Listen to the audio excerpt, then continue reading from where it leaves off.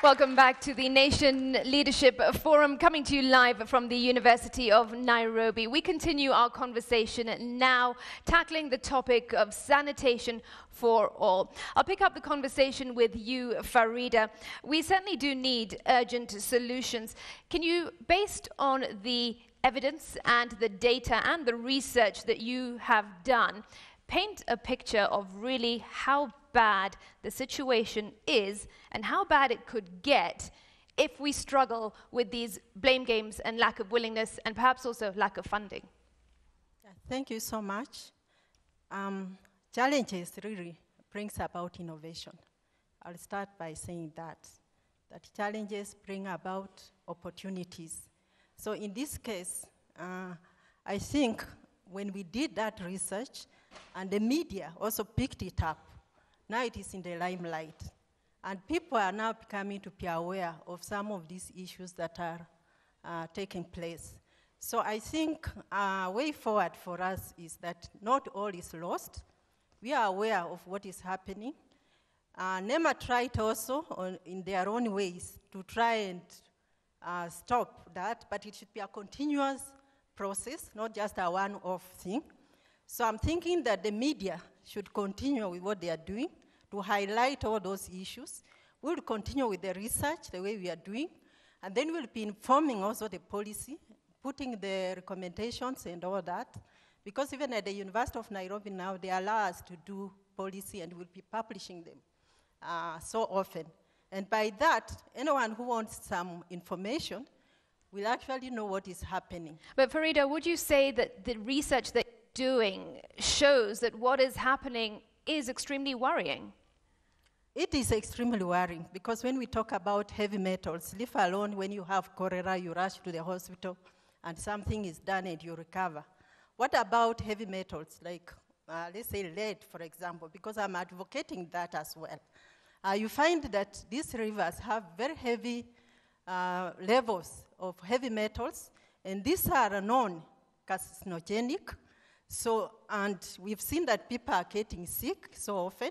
We've seen even in the media how people are suffering, especially in the informal sector, with some form of cancer, and we are spending a lot of money on the same. So if you can equate that amount of money that we are using to treat people and diseases that actually can be prevented, because the diseases that are water, I mean sanitation, those issues can be treated, because it just requires that people are responsible in their way. If they are manufacturing industries, for example, let them treat their waste. And there are standards for that. So it's just someone to see that these standards people are following and ensuring that it is working. All said and done, I think that we need to work together and even empower the community so that if there are issues, we bring them out. So that at least even the industries, for example, they are aware of that. Because when even the industries were told about this pollution, they are taking these issues seriously because they don't want to close their industries for that case. And that's why I started off by saying that do we have database for some of these industries so that we see who is doing what? Because once we do that, I think some of these issues will be non-issue.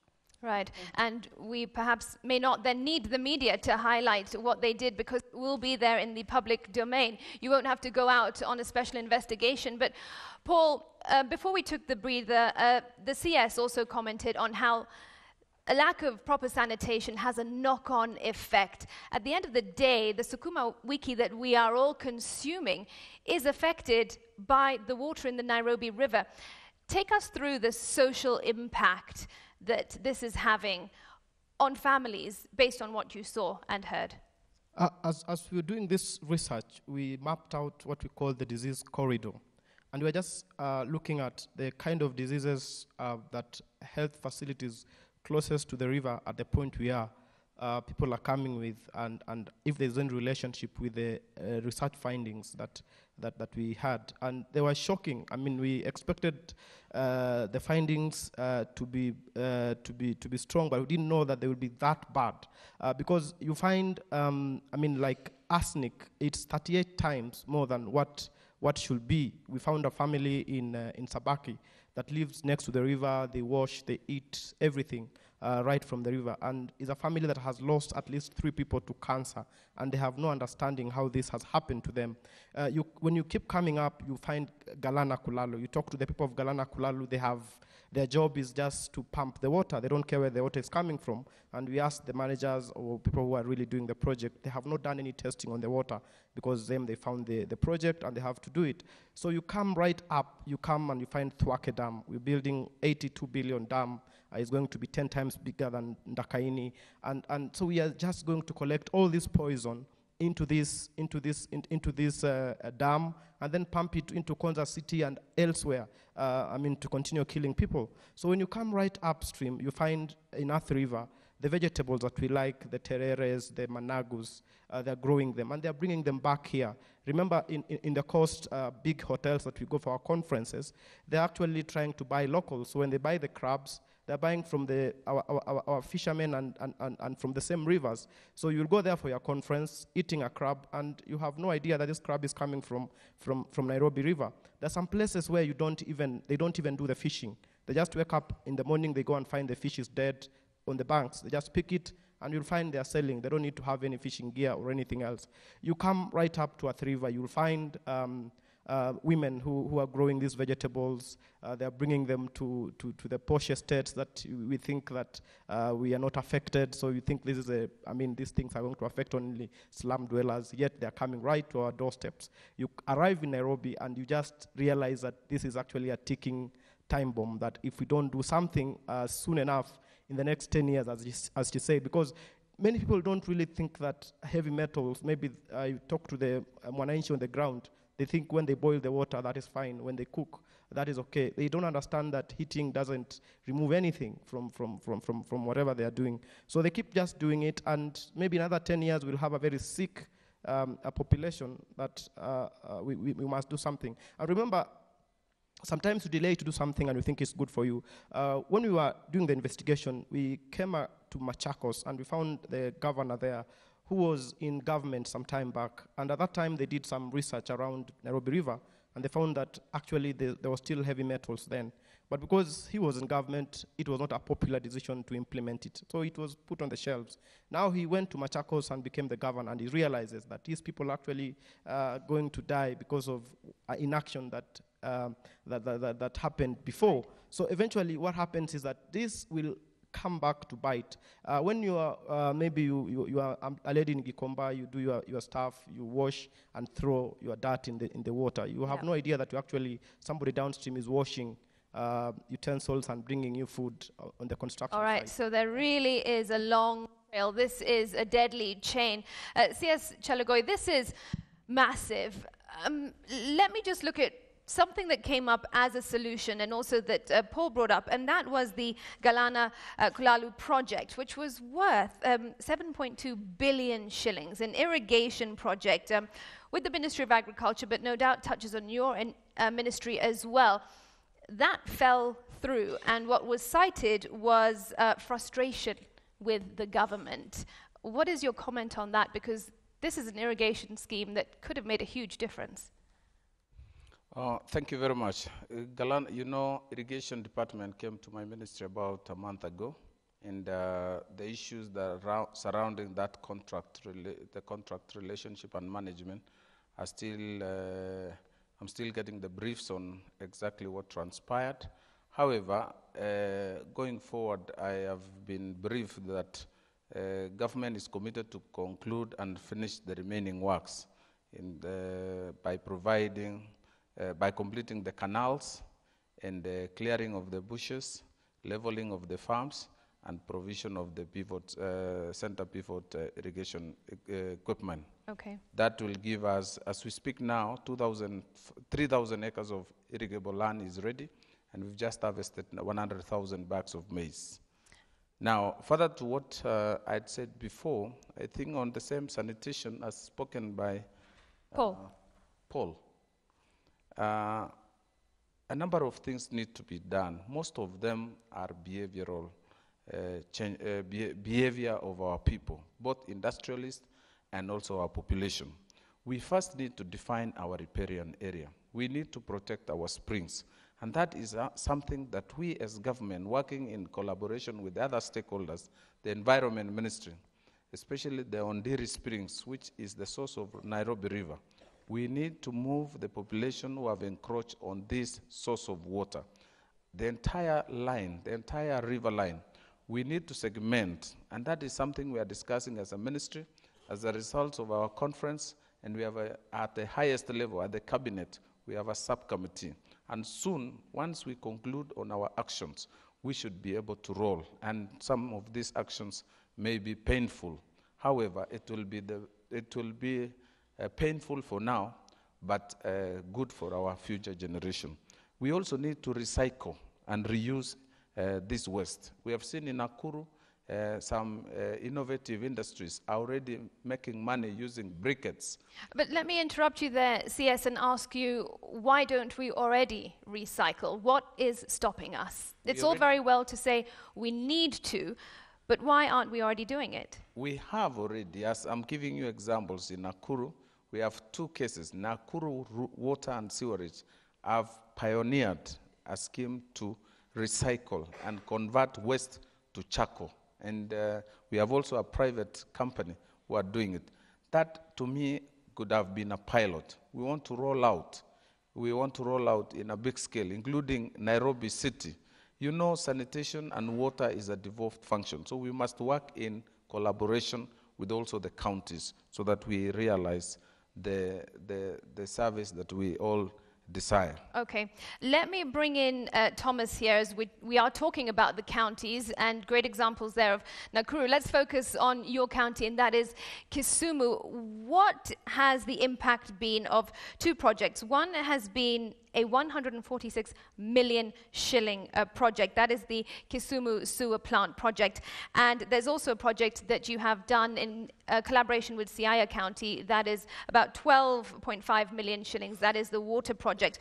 Are these projects working, and what have the impacts been? Thank you. The sewer project, of course, had a major impact in terms of increasing connectivity, though at a very slow pace. It involved constructing a biological plant in addition to the mechanical plant that we have. So that increased the capacity of the waste that we can handle. So I can say that the impact is positive, though slow.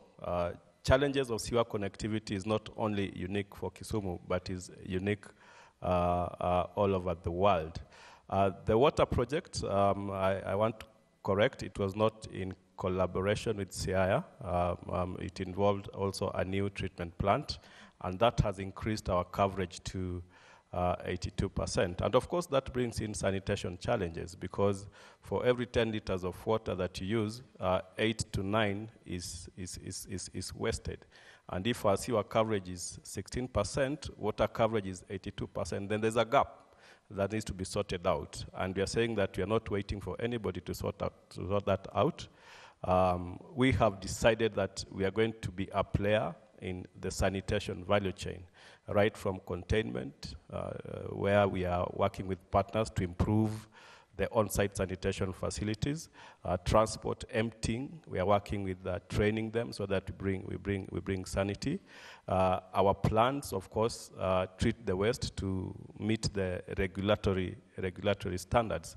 And lastly, we are also looking at reuse, and we've already talked to a few people so that we can also get into the reuse market. Thank you. Do you believe that the counties, and perhaps in particular Kisumu County, has enough of a budget to address sanitation issues for the people of Kisumu? The budget is not enough, just like in national government, is when we are embracing sanitation. I want to mention that we are currently in the process of doing a wastewater master plan. So that will determine the investment plan, which will influence the budgetary allocation for sanitation. Also, alongside that, we already developed a sanitation policy, working with the county that is about to go to the cabinet and eventually to the county assembly. So these are the steps that we are taking to ensure that we increase the sanitation coverage in Kisumu from 49% to the desired levels, sanitation for all. All right. Paul, as a member of the National Assembly's committee, where are public funds being spent? The argument is that there's never enough money, but then at the same time, we are hearing about mega projects. So in your view, is public money being spent in the right way when we talk about addressing sanitation issues? Thank you. I think there is where the problem is, because when you look at the way money is being spent and how much is being spent in sanitation, vis-a-vis the money that is being spent in health, and we're talking about universal health care, I think we are missing our priorities, because we are investing so much money in curative health rather than the preventive health, which is sanitation. Because when we have money put in preventive health, then we don't need to spend any money in the curative. Right now we are doing a supplementary budget 1, and it was reported in today's paper that 1.27 billion shilling is being sought for diseases that can be prevented by just making sure that we have the right sanitation. So basically we have missed our priorities. We look at the way we are losing so much money. We start a project, midway we stop. I will give examples. We have Umar Dam that took over 1.3 billion shillings. We have Badassa Dam, which took about 1.2 billion shillings. We have Dhiba Dam now, which is already stalled. And when you put all this money together, we're talking of hundreds of billions of Kenyan shillings that has gone to waste. If we had invested that money in the right way, like putting the right sanitation infrastructure in place, I think we would not have to worry about the kind of deaths that we are seeing today. So I think the government must up its game and get the priorities right. Otherwise, we will have a solution to the problem of sanitation. Do you blame corruption for what you're saying? I partly blame corruption. I think sometimes we miss our priorities. For example, sometimes the government is acting in a rush, maybe to satisfy political demands, or maybe just because of promises that have been made during campaigns, and not to make it a political thing, but I think we must be candid and say, this is what we want. We have a lot of brain with the government, and therefore, I think the only thing we lack is a priority. And as a member of the National Assembly's committee, how are you being proactive? What are you doing to ensure that your responses are not reactionary, but you are preventing certain situations from taking place? Well, I would want to say that it is not easy, because the push between the parliament and the executive is always there. And when it comes to budgeting, for example, we question certain priorities. But then the executive has a way of pushing its own agenda into parliament. And you have seen in the past when parliament has refused to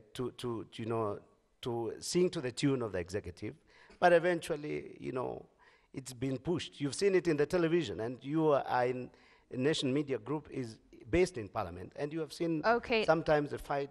All right. At that point, let me just briefly give the CS the right to reply, because the government is being targeted in what Paul is saying, before we take another quick break.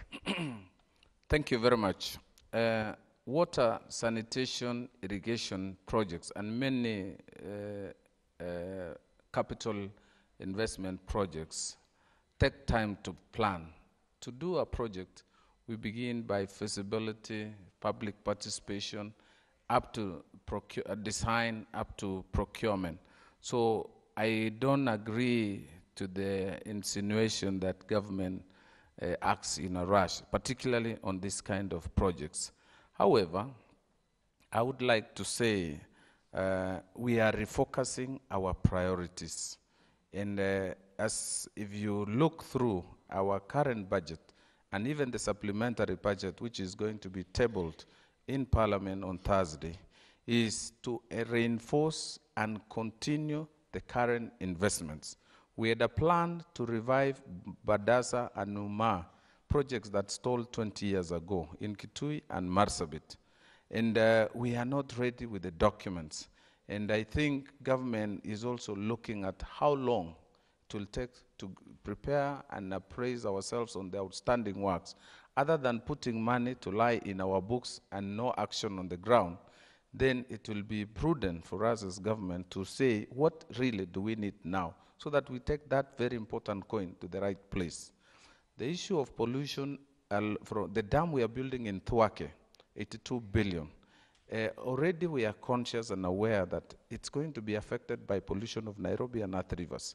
And we have put in resources also to correct that problem, to complement what we are doing now here. So I thank the nation and the university for also profiling that problem. But it's our Kenyan problem.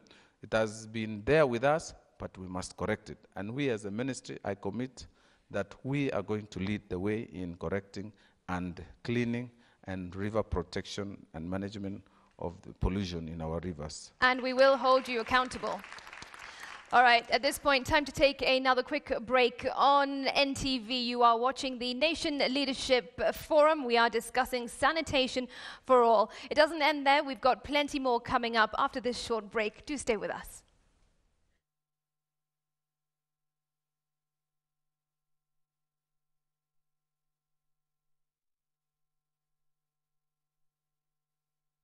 Nation Leadership Forum, proudly brought to you by these sponsors. Thanks very much for staying with us on the Nation Leadership Forum. I'm your host, Smriti Vidyarthi. Our conversation now continues, but I'm going to direct my questions to various experts in the audience now and then get their responses and later on bring in questions from the audience. I'll begin with Claudius Chikozo. He is a research director at the African Population and Health Research Center.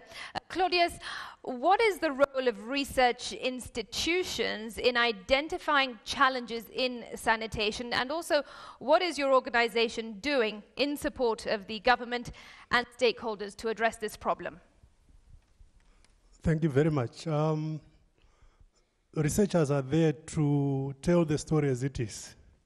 We bring out the evidence, we analyze the challenge, focus on the drivers, the main causes of the problem, and begin to explore solutions together with those who are directly affected. At the APHRC, we are saying research alone is not sufficient. We want that evidence to be moved into action that actually transforms lives on the ground. And that means working collectively with relevant key players, the government. It's everyone's business. In simple terms, water and sanitation is everyone's business. And what is vital is not to just talk, it's not just to do research and publish, it's not to come up with brilliant policy documents and put them on the shelf. It's how we translate all these pieces together into actual action on the ground. And do you believe that is happening or not at the level that it should be? As an institution, we have started the baby steps, particularly in terms of the water and sanitation challenges we face now. We work collaboratively with others to move all the evidence, all the knowledge into actual action. But the implementation, is that happening based on the research you provide? That's what I'm saying when I say action. We want to see programs and projects actually implemented based on the available evidence.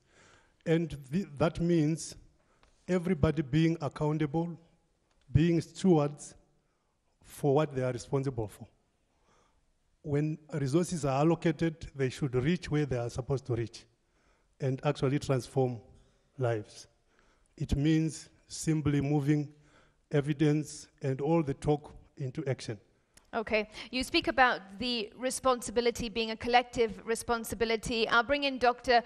Wale now, an author and organizational of culture and transformation consultant at Power Talks. Dr. Wale, in your opinion, what is the role of the common citizen in improving sanitation? We have heard from the government about their role and various organizations. What is the role of you and myself and everybody else in Kenya. Thank you very much indeed. First of all, I'd like to commend the CS so far for the fact that we're even having this conversation. All right, we've got to just hold on a moment. We are unable to hear you, so we'll just put your microphone on. Okay, go ahead. I said, first of all, I'd like to commend the CS and the ministry for what is going on, because the fact that we're even having this conversation is something great. And then we were at the sanitation conference 2 weeks ago. That was massive. That was awesome. However, this is not the first time all of us in this room have been involved in talk, where we're just listening, and there's so much English and grammar that is being spoken. And at the end of the day, does that grammar get down to the grassroots? And I think my big issue here is what we are going to do is, it's not going to happen because, this concept of transformation by directives doesn't work anymore, because somebody will give a directive to somebody who will give a directive to somebody who will give a directive to somebody, and by the time it gets there, it's no more transformation, it's deformation. So what we need to do is we need to make it cultural. Making it cultural, that means it's not directive anymore. That means when I was young in school, we did nature study. We did hygiene. These were subjects, these are things now that we need to have cultural ambassadors for sanitation. A lot of us, and in a country where we have predominantly young people, we need young people to drive it. And young people don't do things because it is good. They do it because it is cool. We need to make the concept of sanitation cool to the young people. Then it will become cultural. Thank you. Thank you very much for that point. All right, I'll bring in Mr. Alex Manyasi, Government Affairs Officer at Sanigy and National Coordinator. And the organization is the Water Supply and Sanitation Collaborative Council. It is, in fact, World Toilet Day coming up tomorrow. What that means, I'm not so sure. We can find out, do a little bit of research on that. But on that point, what milestones really have your organization achieved in regard to national sanitation and hygiene improvement to those without access to proper facilities, such as toilets? Thank you very much. I think I'll start from talking about the things that we have looked at as being key. One is thinking about sanitation as a value chain. That's number one. And then secondly, looking at sanitation as a way of providing jobs for Kenyans. And the reason why I say that is the facilities, for example, that we have put up in Nairobi alone. We've put out 3,000 facilities in Nairobi. That means that all the waste that will have otherwise ended up somewhere in the Nairobi River that we are talking about. That's number one. Secondly, when you think about sanitation from the figures that have been floated around, you will realize that the majority of Kenyans are not on the sewer system. And therefore, if that is the case, then what we need to do is think about this 86%, 84% of the population that needs to be looked into from the point of containment to transportation to the treating of that waste to byproducts. Right now, as we speak, we have organic fertilizer that comes from human waste, and that is certified.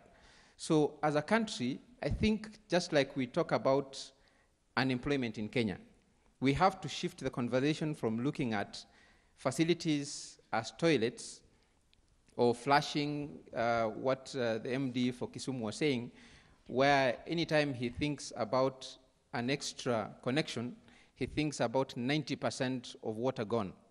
So thinking about the other population, as we put these people, as we think about providing sanitation for them, then can we also think about creating value from the same? That value, as an organization, for example, we have employed 265 young Kenyans. 70% of them are below the age of 26.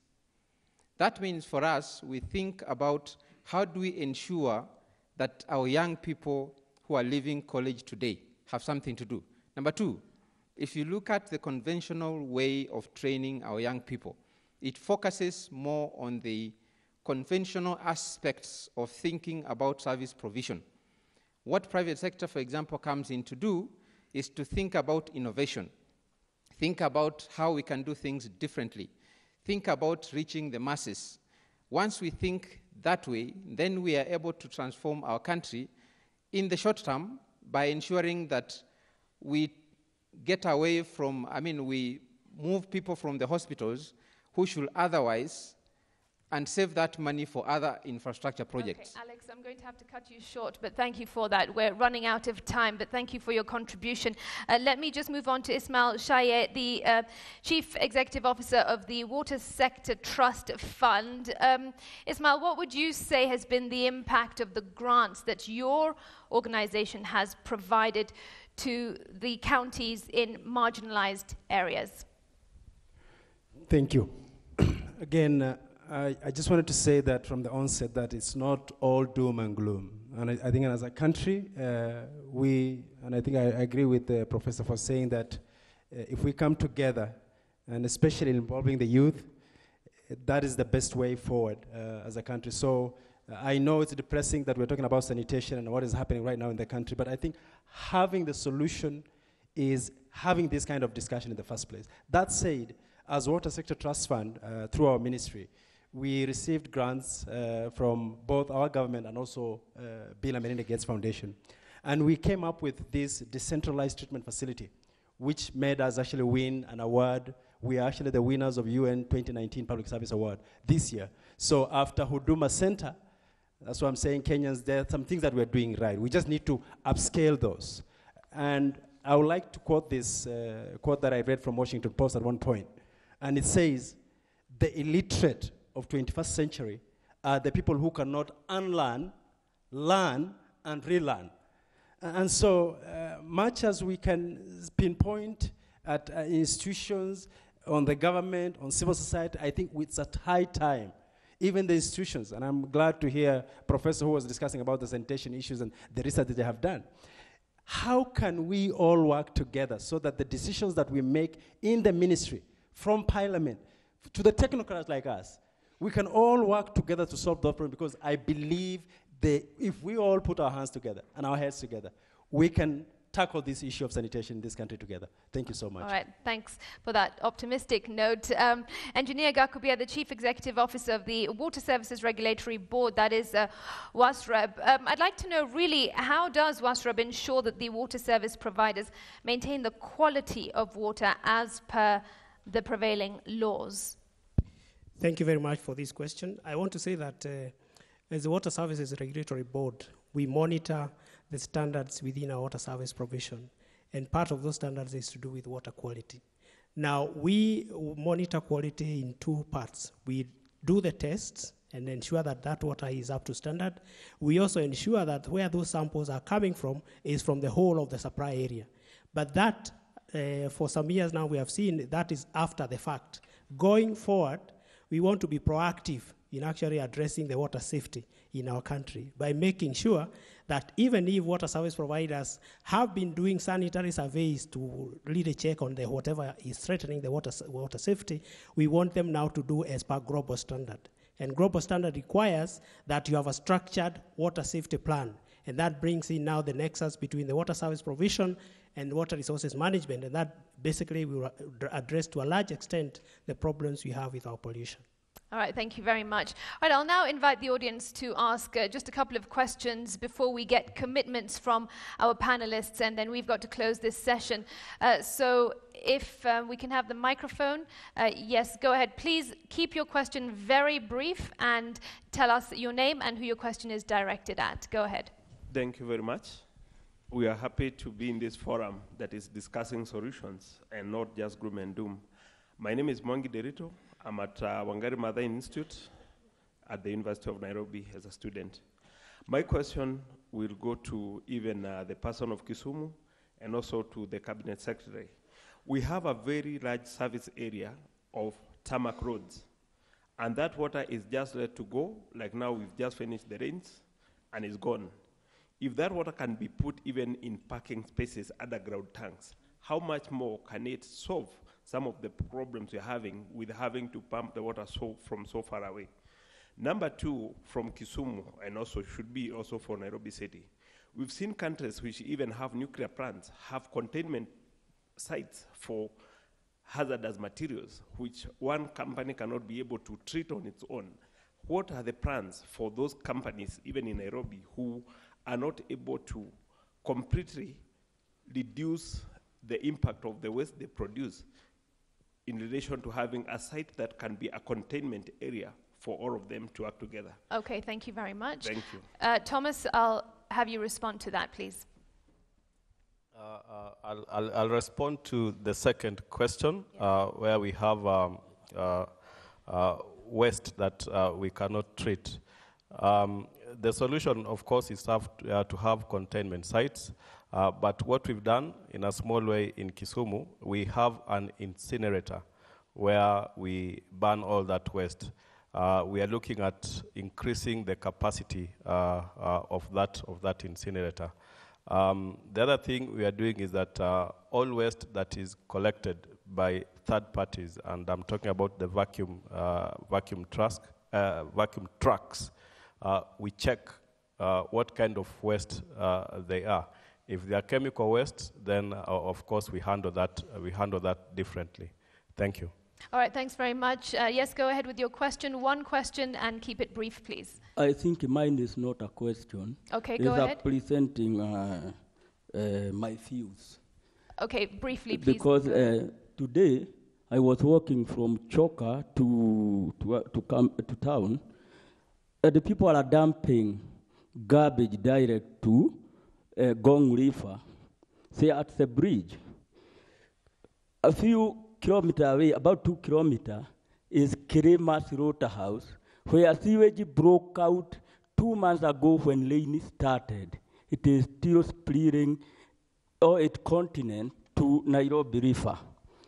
So we might have spent a lot of time talking, but you know, yes, he could have, if he could have been a lawyer or his client, he would win all the cases.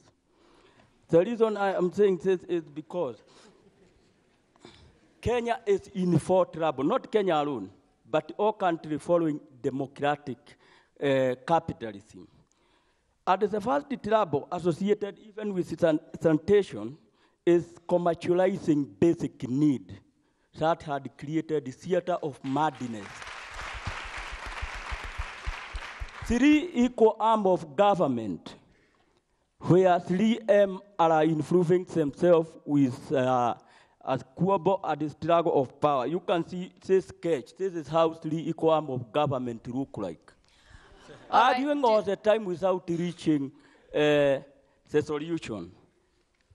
Third, variation of currency using import and export business market. That has trouble in the world of capitalism and democracy. Okay. And the final one, the fourth one is privatization of national wealth and the national services to private sector. All right, I don't want to go in detail because we are cutting down. Otherwise, congratulations, madam, and congratulations, Nation guy. You are doing well. Thank you so much. I appreciate your comment. I'm afraid we are out of time, but we cannot wrap up without getting commitments from each panelist on the stage at the moment. Thomas, very briefly, what is your commitment to Kenyans and the people of Kisumu County as part of the Kisumu Water Institute? I'm afraid we are out of time. We'll take your questions after, but I just need to get their commitments. Your microphone is off. I just need to take their question. We'll come back to you. Go ahead, Thomas, as we wrap up. Please do keep it brief and to the point. Thank you. Number one is that we are going to finalize our climate resilient water safety plan. Number two, we are going to champion public awareness and change management in terms of paradigm shift. We are going to be in the forefront of making sanitation cool. Number three, we have already set targets. And lastly, we want to ensure we achieve those targets by allocating both human resource and financial, internal and external. Very briefly, when can we expect this all to happen? These are all short-term because targets are already set, budgets are already there, and we also have partners that we are talking to. All right, Paul? Thank you. I think what we are going to do as a parliament is look at the existing legislation on matters sanitation with a plan to seal any loopholes that do exist. And of course, this will be done together with the respective State Department. Secondly, reading from or learning from WADE, I want to become an advocate of sanitation wherever I am in my constituency, and particularly to make it cool for the young people to support sanitation. All right, thank you very much. CS Chelugo, your commitment. Yeah, my commitment is to provide leadership, entire leadership, from the ministry and national government and the county government, collaborate with other stakeholders, the Ministry of Health, and also relook at the policies and governance issues and legal issues that relate to sanitation. And further, work with other teams to see how we can clean Nairobi River within the next 6 months to get a way forward on how we can clean Nairobi River. Okay, thank you. Farida. Thank you. I have advantage of working with the youth. So my commitment is that I'm going to empower the communities. We are going to carry out more research and find out, after today's conversation, is there going to be any change or something like that? We are going also to carry out some form of training, capacity building, because we've also had people, not just from Kenya, but from outside, to see if they can assist this issue. Because it's actually getting out of hand, especially when we are talking about heavy metals. So we are going to cooperate with the ministries and see that this issue is taken forward. Thank you. All right, thank you. And Paul, as a journalist, you do have a big role to play in exposing what we otherwise would never have known. What is your commitment? Unfortunately, we shall keep being the bearers of terrible news to reflect what is really happening on the ground. We shall keep holding power to account. We shall follow up Chelugui and the parliament, what they're saying they'll do. We're already on part 2 of the toxic flow, so watch this space. It will be bigger, it will shock many people, and we'll get people to do their jobs. Some might have it rough at the end of the day.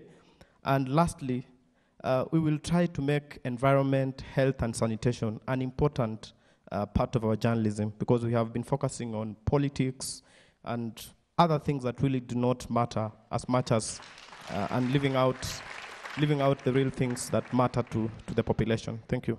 All right, thank you very much to all our panelists tonight. From the left, Thomas Odongo, the Managing Director of the Kisumu Water and Sanitation Company. Beside him, Paul Nzengu, the member of the National Assembly's Departmental Committee on Environmental and Natural Resources. In the center, the Cabinet Secretary in the Ministry of Water and Sanitation, Simon Chelugoi. Beside him, Farida Hussein Were, a lecturer at the Department of Chemistry, Biological and Physical Sciences here at the University of Nairobi. And finally, Paul Wafula, investigative reporter and business editor at the Daily Nation. Thank you all so much for contributing to this conversation, Sanitation for All. Much appreciated. And also, thank you to our expert panelists and the audience here at the University of Nairobi. You have been watching the Nation Leadership Forum, the 10th edition and the last of this year, 2019. We're not stopping here, plenty more as we kick off 2020. But for now, this is where we leave it. We've been speaking about sanitation for all, the problems, the concerns, the worries, but also the solutions, and we've got those commitments that we will indeed be following up. I've been your host, Smriti Vidyarthi. Thanks for watching, and we'll see you again next time.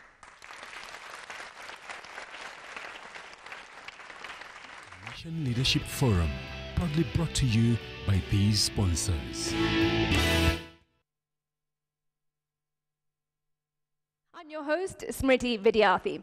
Now, this is the last forum of the year, and tonight we tackle the topic sanitation for all. Well, this conversation comes to you in partnership with the Ministry of Water and Sanitation, the African Population and Health Research Centre, the Water Services Regulatory Board, the University of Nairobi, and also Homeboys. Well, you can be part of the conversation online by using the hashtag NMG Leadership Forum. Now, according to the Water, Sanitation and Hygiene Joint Monitoring Programme report of 2019 by UNICEF and the World Health Organization, only 59% of Kenyans have access to basic water services, and only 29% have access to sanitary services. But people need that access to clean water and sanitation today. And it is a murky situation. We need clarity. So to delve deeper into that, my guests join me, and they are Simon Chelugoi. He is the Cabinet Secretary in the Ministry of Water and Sanitation. Dr. Farida Hussein Were, she is a lecturer at the Department of Chemistry, Biological and Physical Sciences here at the University of Nairobi. Also, Thomas Odongo, he is the Managing Director of the Kisumu Water and Sanitation Company. Paul Nzengu, he is a member of the National Assembly's Departmental Committee on Environmental and Natural Resources. And Paul Wafula, who is an investigative reporter and business editor at the Daily Nation. Thank you all for joining us on the Nation Leadership Forum tonight. Pleasure to have you with us. Now, according to a report by Sanaji Limited, it takes approximately 5,400 shillings for the government of Kenya to provide sanitation to one person annually.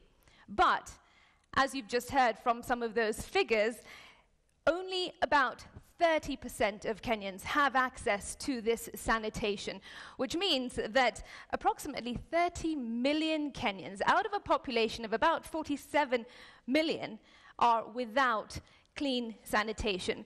My first question goes to you, Mr. C.S. Chelugoi. When are we going to see sanitation for all in Kenya? Thank you very much, Smith, and thank you. And thank you, the members of my team who accompanied me and the panelists to discuss this very important topic to this country. I'll start by saying that we have a number of sources of causes of pollution, that is domestic waste, industrial waste, and solid waste. And by and large, as you have stated before, as you've stated in your opening remarks, current access to safe sanitation facilities stands at around 25%. However, this percentage are different in various counties. Like in Nairobi, it stands at around 50%, Kisumu 49%, and Laikipia at 6%, Busia 2%, and Homa Bay 40%. Now, as a ministry, we have begun various investment to deliver these sanitation services to our people. As you are aware, without safe sanitation facilities comes a huge cost on health and even the living standards of our people. We have seen outbreak of waterborne diseases in various cities in this country, caused by pollution upstream. And we began a campaign, including the conference that we just concluded in Nairobi 2 weeks ago. And as such, as a ministry, we have consistently investing and developing sanitation facilities across, including the program which we are implementing now, financed by the African Development Bank in 29 towns. So we look forward that as we speak now, we want to move through the current programs that we are doing to move the national water sanitation coverage from the present 25% to 40% by the year 2030. And we are looking forward that with that consistent investment in sanitation, we should be able to realize universal sanitation for all by the year 2050. Okay, but given the rate that we're going, according to the World Bank, they estimate that if we continue at the rate that we are currently at, it will in fact take Kenya another 200 years to get sanitation for all. What is your response to that? Okay, that is based on earlier assessment. Remember, the minister, in the formation of the government last year by the president, for the first time, recognized sanitation as a big issue in this country and formed the Ministry of Water, Sanitation, and now with irrigation, meaning government has taken a conscious acknowledgement of this issue. And as we speak, we have huge investments in this sector. African Development Bank is investing in 29 towns, meaning places like Mwala, Machakos, Mandera, Oyugis, Kindube, Eldoret, expansion of sanitation in Nairobi.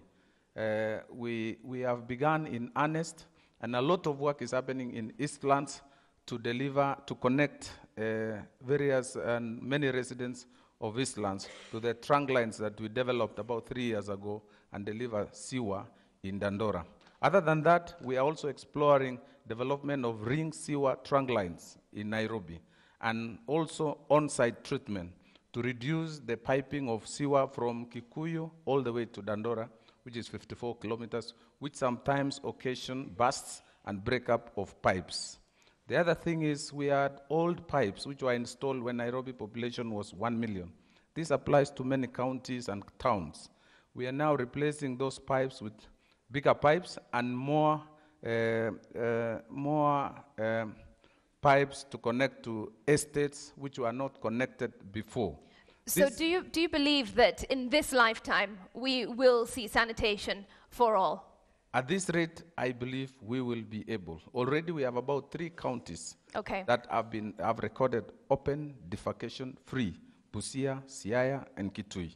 All right, let me bring Farida into this conversation now. You are a lecturer. You no doubt have been studying the trends. What are the challenges that we face when it comes to sanitation? We're approaching the year 2020. Why are we still where we are? What are we doing wrong? Yeah, thank you so much for this conversation. It's very, very important that water is life, and that's why we have to really take it seriously. University of Nairobi has done a lot of research work, Nairobi River. Most of the time, we are asked that we are doing so much research, but the policymakers, they don't implement what we put across. As per now, if you look at the chemical pollution, it's very high. When you go to the industrial areas, for example, most of the time, these wastes are drained into the rivers at night when you are not seeing. So even monitoring that is an issue. But we've been carrying out a lot of research with the involvement of our students. At this juncture, I feel that it's high time we started implementing some of the recommendations that we make. For example, if we can take issues of water like Nyumba Kumi for security, this will be something that actually can move forward, especially in the informal sector, such that we empower these people, we train them, because apart from them getting water through different means, that water in most cases is not clean. So whereas we are talking about maybe let them have water, but is that water clean? Where are they sourcing this water? And we even have a database to show suppliers of this water. So moving forward, I think it's important that we have a database that shows suppliers of this water. Of course, sometimes we have a lot of issues when it comes to registration, because people look at issues in form of care and all that. But I think if the government can come in and help these informal sectors, because they don't have resources, provide them with the technical know-how, training, for example, and so forth, I think we can move forward. And as you are aware also, lecturers actually, we hold a lot of stake when it comes to empowerment of the society. So we are doing some research work in terms of community empowerment, but what we are lacking now is facilitation. Because you realize that in most cases, our students close college, and they stay home like 3 months and all that. They usually require some form of facilitation so that we can carry some of these issues forward. Thank you. Thank you. Thomas, you lead the Kisumu Water and Sanitation Company. Farida has touched on a couple of areas where she sees there are challenges. The government for one, industries for another, and residents too. In what you do, who is the problem for you? I want to mention that the fact that we are having this conversation means that we are making steps towards sanitation for all. And there's light at the end of the tunnel for us to see this during our lifetime. The challenge that we have as Kisumu Water, one, it's the institutional framework. There's nobody that you can say is solely responsible for environmental sanitation. And that in itself poses a challenge because in terms of governance, who do you go to when it comes to sanitation? And that's why we decided as a utility to also focus on sanitation, but bringing the other stakeholders on board. We have challenges in the low-income areas, for example, where there is no sewer coverage. Our sewer coverage is 16%, same as the national coverage. So these people depend on on-site sanitation facilities. So these on-site sanitation facilities, when they get filled up, where do they go? They flow into the river and pollute. The rivers end up in the lake. So the river is polluted, it ends up polluting the lake. That brings challenges like the quality of water that we abstract from the lake is very bad. We have to use a lot of chemicals to treat that. And the hyacinth thrives because of that pollution. So there's need to sort out sanitation, not only sewer, but also focus on on-site sanitation, sewered and non-sewered, centralized or decentralized sewer systems, so that we sort out the problem in the low-income areas. Sewer coverage at 18%, for us to move to 80%, for example, is going to take us so many years. What happens to our people?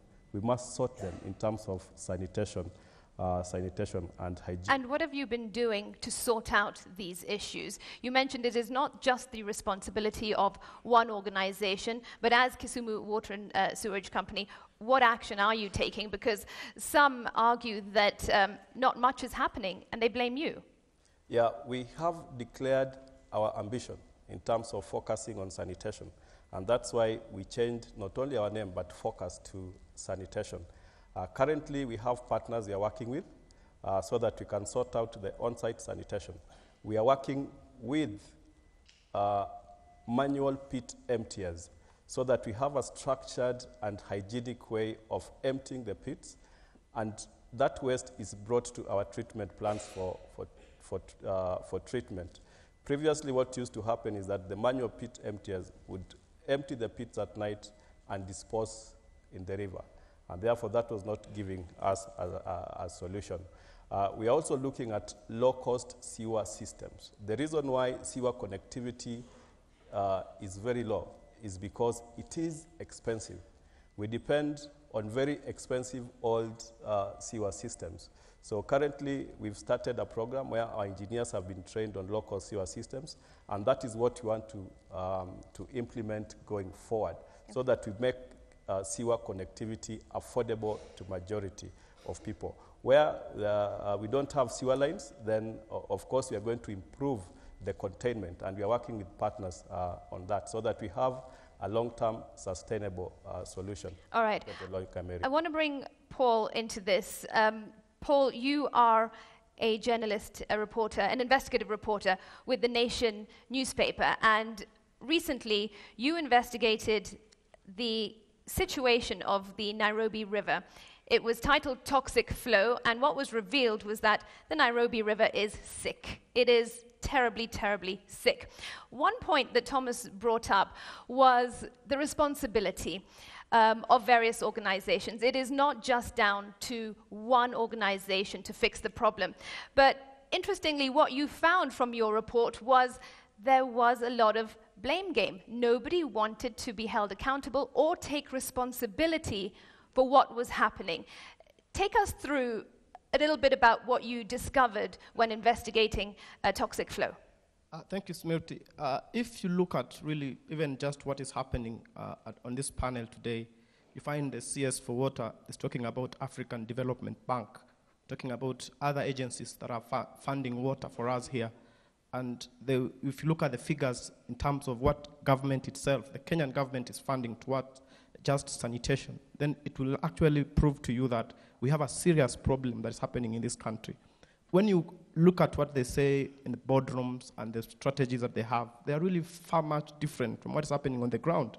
And so we spent 2 months out on the ground just to understand what is really happening around our sanitation issues. So we started from Ondiri and went all the way as the river changes into Nairobi River, what you know it today, and then, the tributaries join the river. It goes down to Athi River, it becomes Galana River, and then down at the coast as Sabaki.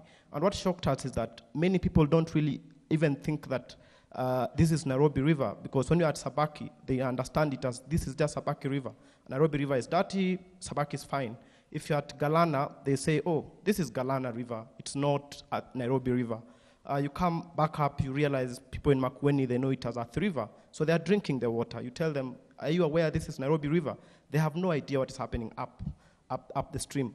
Then you really calm down. And so we tested the water, we picked fish, we picked crabs, we picked sediment and brought them actually to a lab at the University of Nairobi here, where we tested and we found that in all the sampling points, there was at least 6 heavy metals that were right flowing. So people were drinking, people were doing farming, everything else was still coming back to us. And then you come up and then you start to ask yourself, what is really going on at the agencies that are supposed to do this? Pollution is happening right at the doorstep of NEMA. You come up here, you realize even Arboretum here today, if you went up there, you'll find people are polluting. The big estates are still doing it. But the people who are supposed to do the enforcement, if you go to them, they just blame the next person. If it's NEMA, they'll tell you it's Warma. If it's Warma, they'll tell you it is some other agencies. So nobody wants to take responsibility. And remember, this is all taxpayers' money that they're being funded to do their job. So Smriti, where we are sitting is a situation whereby even when you look at the ministries that are involved in terms of environment, if you are given a Ministry of Environment, I think you are the lowest of the ministers in Kenya because there's no budget for it. It's not even anywhere near the Big Four agenda. So we are more in terms of, let us build these big roads, but we don't know in the next 10 years, the population that is going to use this road, just how sick it will be to actually use the same roads and infrastructure that we are doing. All right, thank you. There were some seriously shocking revelations from Nairobi River. Paul, I'll bring you in now. And you are a member of the National Assembly's Departmental Committee on Environmental and Natural Resources. It is essentially your committee's responsibility to hold people accountable and responsible. Based on the conversation so far, who are you holding accountable for the mess that we are in? And can you also tell us, have there been any prosecutions? Because after we aired Toxic Flow on NTV and also in the Daily Nation, we saw NEMA scrambling to various industries, closing them down. Now it's all gone quiet. So what action have you taken to ensure that this is addressed? Thank you. Let me say that Paul has brought in a dynamic that is of blame game. And as members of parliament, our biggest role is to make legislation that have got to be enforced by various bodies that are domiciled at the executive. And we have in the past received complaints from various Kenyans. A case in point is London Distillers against Edman Properties in Athi River, where we did a comprehensive investigation, and it was difficult. Everybody was shifting blame. We got to NEMA. NEMA say we have stopped the the emissions, and we have closed this company for some time. Then the company opens and says it has complied, and it's a non-ending story. Think the problem is in the unwillingness to comply, because as Parliament, we are not we're not prosecuting bodies. What we do is recommend to the DCI, to the DPP, and to the authorities that are basically the executive. And so our part is really to tell Kenyans that we have found here there's a problem. For example, when we visited some of those plants, you realize that there's a requirement for a BOD of a certain amount before you can discharge the waste into a certain treatment plant, but these people are not willing to comply. And so they are charged more, but charging more does not mean that you're going to reduce the biodegradable oxygen demand on the discharge that is going to go into open waters. So there is a serious problem of, I think it's a cultural practice where people are not willing to change. In that case, for example, of London Distillers claims that, oh, you know, we have been here for 33 years, and these guys have just come to build properties here. So they should not complain of repugnant smells and emissions. They should, try to coexist with us. So, yeah. All right. Well, let me bring in the Cabinet Secretary now. And if this is the situation indeed where we are just seeing a blame game and a lack of will on behalf of the implementers, the prosecutors, the government perhaps, how are we going to address this situation? How are we going to reach sanitation for all, which is a basic right for Kenyans? Thank you very much. Please do use your microphone. Thank you very much. I think first and foremost is what I answered before on funding is directly to the question you asked me. However, we have a number of strategies to achieve sanitation for all. The first thing we did was to call a stakeholders conference to discuss and ventilate on these issues. Number one, we, as a ministry, we are raising the level of sanitation department to a full-fledged department, which will be able to address and look at sanitation situation in the country across board and engage other stakeholders like NEMA and the Ministry of Environment. The second strategy we have done is to join in with other stakeholders, including the Nation Media Group and the University of Nairobi and others, to map out all the pollution points in the country with a view of, one, recommending on-site treatment before discharge, as said by the honorable member, and two, to force to come up with regulation and governance and policies that will help deter and punish the pollutants. And further, third is to increase sewer networks to collect, contain, and transfer sewer to safe treatment facilities. All these things cannot happen in a year, in a day. I acknowledge that this has not been given the highest recognition in the past. However, as a government, we have noted and realized that for even through this study that was done by the Nation Media Group, 440 kilometers of water, of river water flowing from Ondiri Springs all the way to the coast. 8 million Kenyans use this as a source of water, and among them are also farmers. So it has huge potential to change this country positively or affect the health of our people. So, and the other programs is to increase our budgetary allocation. Sanitation facilities, sanitation cost a lot of money, and it takes time.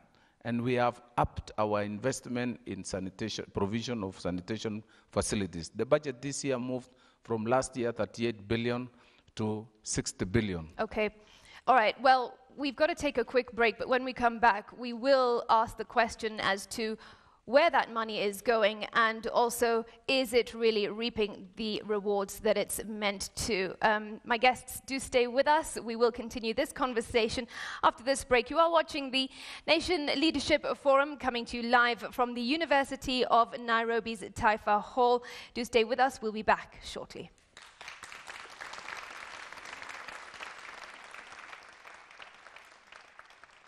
The Nation Leadership Forum, proudly brought to you by these sponsors.